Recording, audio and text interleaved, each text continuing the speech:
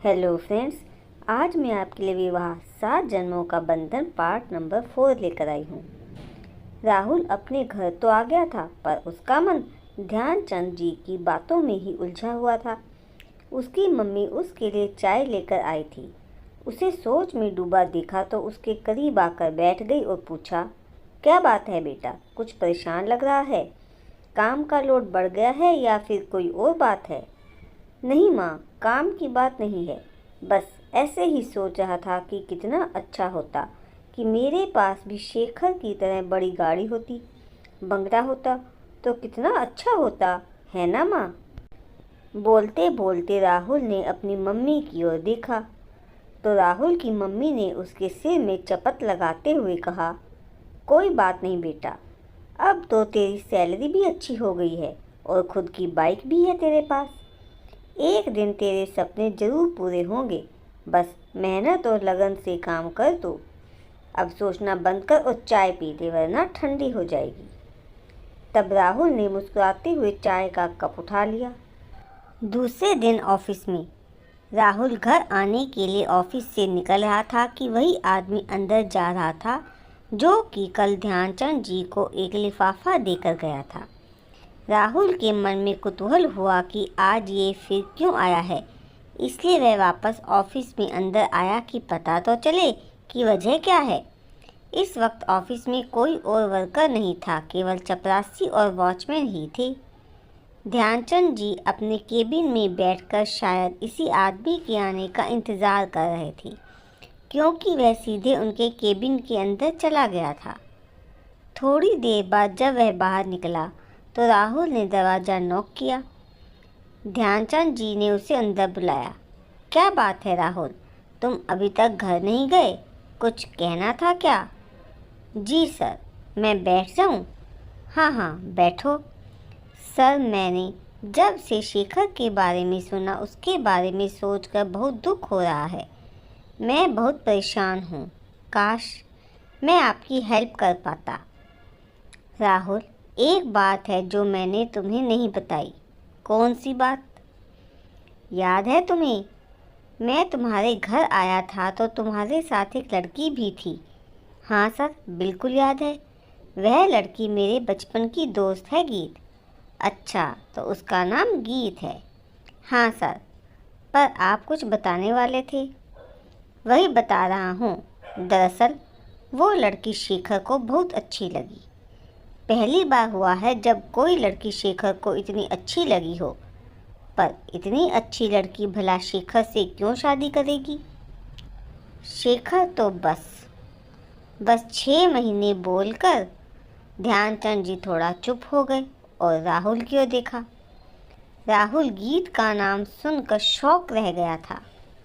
राहुल को चुप देखकर ध्यानचंद जी ने कहा, काश कि मेरे बेटे की आखिरी ख्वाहिश मैं पूरी कर पाता।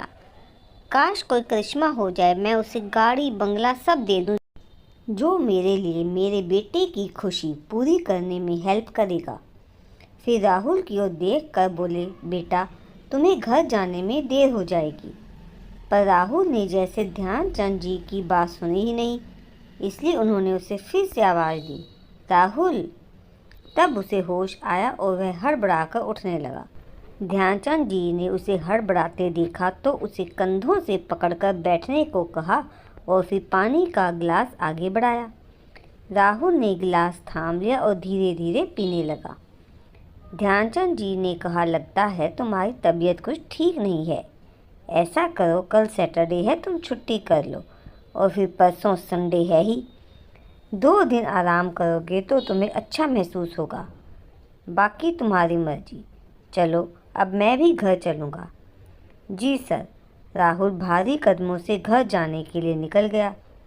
घर आकर राहुल सीधे अपने कमरे में चला गया और अपनी माँ को कहा कि मैं अभी थोड़ी देर सोने जा रहा हूँ, अभी मुझे मत उठाना।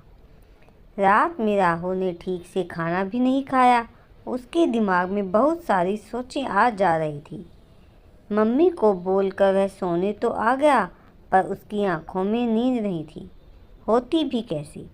आंखों में नींद की जगह ख्वाब जो तैर रहे थे, वह ख्वाब जो उसे गाड़ी और बंगले में पूरा होते दिखाई दे रहे थे। कभी आंखों के सामने गीत का मुस्कुराता हुआ चेहरा आ जाता और राहुल उसके पास जाने लगता, पर बीच में ही नई कार और बंगले को देखकर उसके पांव उधर बढ़ जाते। दूसरी सुबह शनिवार की सुबह थी और राहुल ने छुट्टी ले ली थी आराम करने के लिए, पर मृग तृष्णा के पीछे दौड़ते हुए आराम कहाँ संभव था। पूरा दिन सोने में गुजारने के बाद राहुल ने एक फैसला कर लिया और अब आईने के सामने तैयार हो रहा था। तैयार होकर एक बार कलाई घड़ी पर नज़र डाली तो देखा 4 बजे थे और मन में सोचा आज तो गीत से मिलना ही है। राहुल गीत के घर गया और सबसे पहले गीत के पापा से मिला।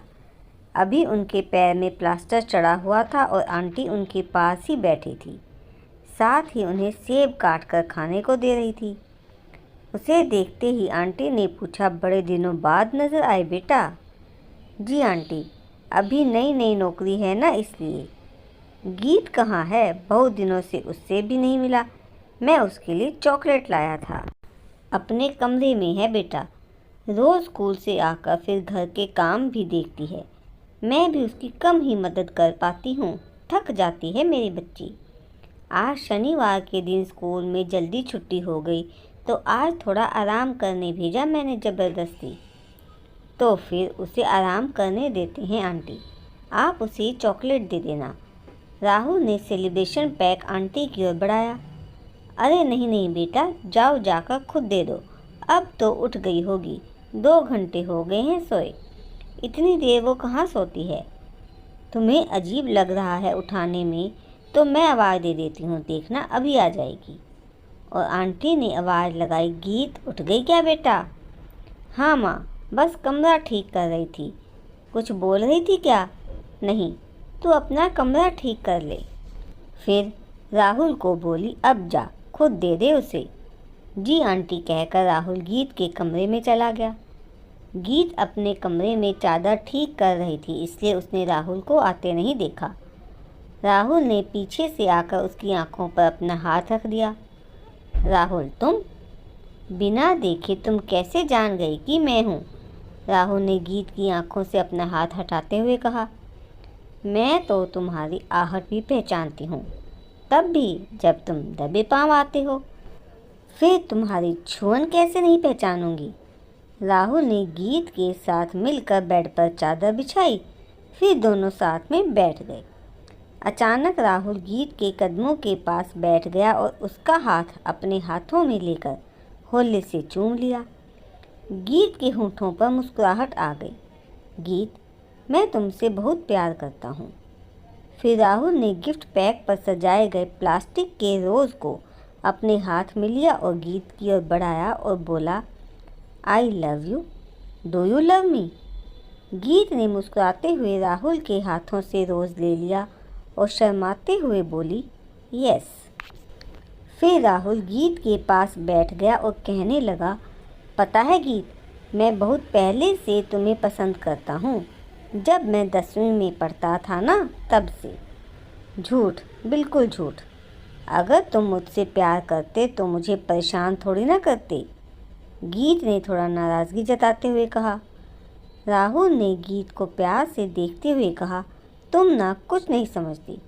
अच्छा, अभी ही देख लो, जब से मैंने अपने प्यार का इजहार किया है तो मुझे देख भी नहीं रही, शर्मा रही हो मुझसे।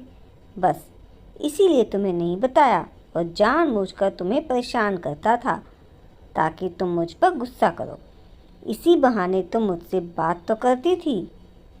अच्छा सुनो ना, राहुल ने गीत का चेहरा अपने हाथ से ऊपर करते हुए कहा, वैसे तो मैं जानता हूँ तुम भी मुझसे प्यार करती हो, पर एक बात तुम्हारे होठों से सुनना चाहता हूँ।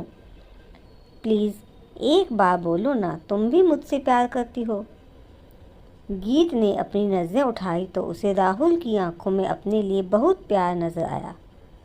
गीत ने कुछ कहना चाहा, फिर शर्मा कर राहुल से अपना हाथ छुड़ाकर जाने लगी। राहुल ने होले से अपनी पकड़ मजबूत कर दी और गीत को जाने से रोका। उधर शेखर के घर में ध्यानचंद जी अपनी पत्नी से बातें कर रहे थे। शेखर बाइक से अपने किसी दोस्त से मिलने गया था। तो दोस्तों, आगे की कहानी जानने के लिए अगला भाग जरूर पढ़िएगा। धन्यवाद।